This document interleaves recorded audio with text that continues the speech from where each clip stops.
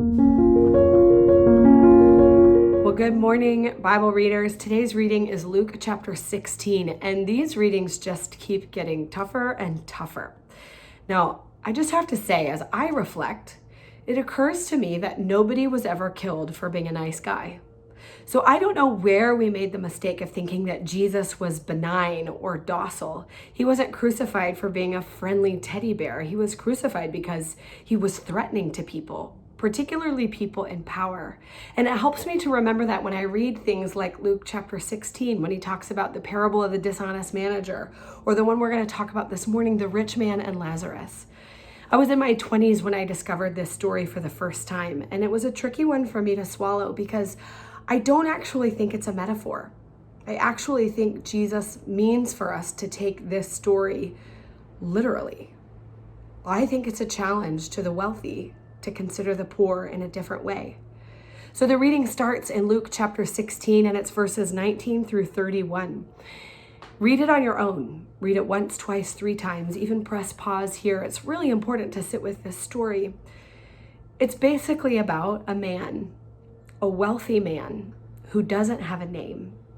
But every day outside of his gate, he passes by a poor man, a beggar in, street clothes, named Lazarus.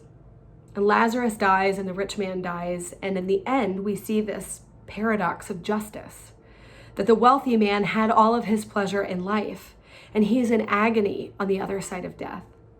But Lazarus has been raised up. He's been exalted with honor and glory. And the rich man is begging, please send Lazarus to go to my family. Warn them what's coming. And God, the God figure in this, says, actually, they had their warning. They had the law. They had Moses. And Jesus takes it so far as to say, even if somebody rose from the dead, they wouldn't believe him.